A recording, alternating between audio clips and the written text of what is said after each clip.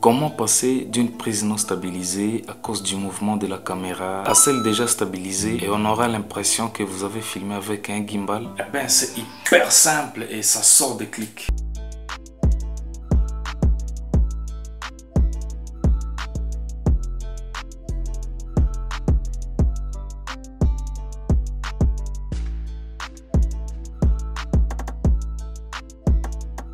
Hello les gens bien, je suis le producteur Régis Masirika de la chaîne Vidéo avec Attitude. Et bien évidemment, une chaîne qui vous inspire à avancer. Mais moi je préfère qu'on continue juste après. Mais juste après quoi? Exactement, juste après ça.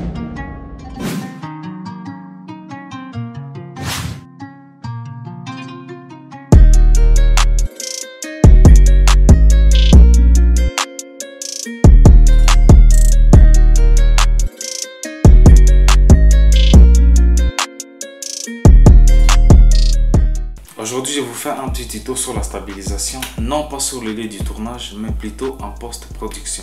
Et d'ailleurs, je dis merci infiniment à tous ceux qui s'abonnent sur la chaîne. Ça nous aide grandement et ça nous pousse un pas en avant. Et si vous êtes encore nouveau, je vais vous demander de vous abonner. C'est gratuit et c'est très facile en tout cas. Et après cette étape, vous allez constater que vous ne louperez aucune de nos nouvelles vidéos. Vous allez constater avec moi que les outils de vidéo coûtent assez cher en général. Et la plupart des gens qui me suivent, n'est-ce pas, n'ont pas les moyens de les acheter tout de suite. Vous allez vous rendre compte que dans cette première image, il y a des petites vaguelettes qui ne sont pas jolies du tout. C'est une image tournée à la main libre. Mais au moins, après avoir appliqué l'effet en post-production, l'image devient superbe comme pas possible. Ça se dit ouf! Je suis persuadé que les techniques que nous allons voir dans cette vidéo vont vraiment vous plaire.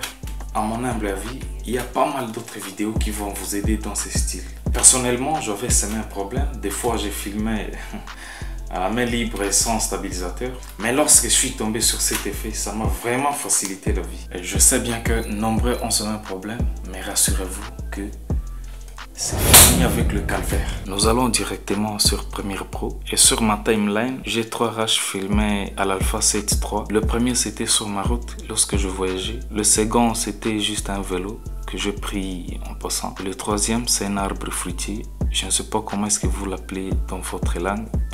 Ici maintenant je vais aller dans Effet et si vous n'en avez pas, il faut aller dans Fenêtre et puis vous cliquez sur Effet. Dans la barre de recherche, je vais taper stabilisateur. Voilà, c'est déjà ça. Je vais les glisser sur mon rush et je vais patienter l'analyse de la vidéo. Alors en fonction de la puissance de votre ordinateur, la résolution de votre clip, que ce soit en 4K ou en 1080p, ou bien de la durée de votre vidéo, ça ne va pas durer le même temps à analyser.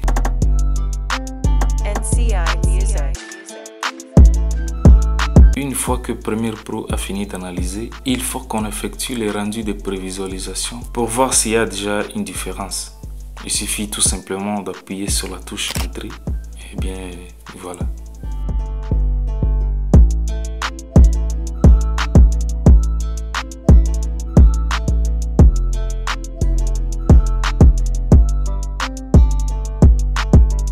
Une fois terminé, on peut lire notre clip.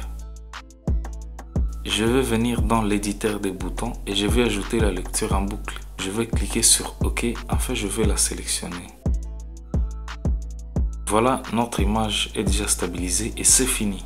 L'effet est hyper simple, vous avez constaté, et merci à vous d'avoir suivi la vidéo.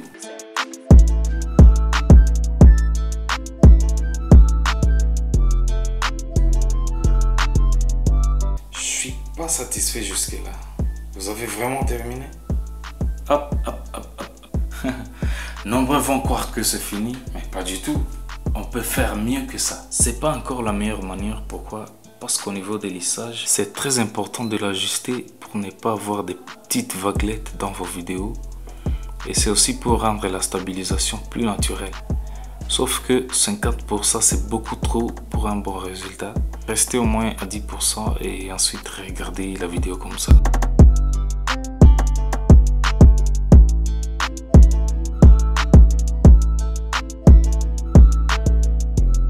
devez baisser les pourcentages du lissage si jamais après la stabilisation, vous avez encore des mouvements pas hyper naturels. Si 10% n'est pas assez pour vous, vous passez à 20, à 30, etc. Je vous conseille fortement de ne pas aller à 50% ou plus parce que là clairement ça ne sera pas naturel et ça ne sera pas joli. Regardez les différences.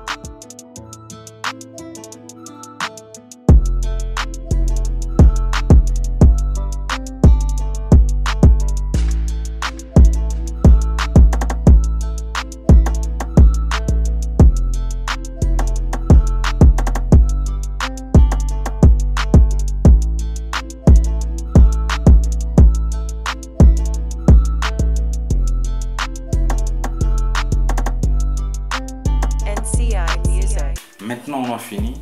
Si la vidéo a été utile pour vous, laissez-nous un petit pouce bleu. Pensez à vous abonner, activez la cloche pour recevoir toutes, je dis bien toutes, les notifications chaque semaine. On se dit à très bientôt. Ciao.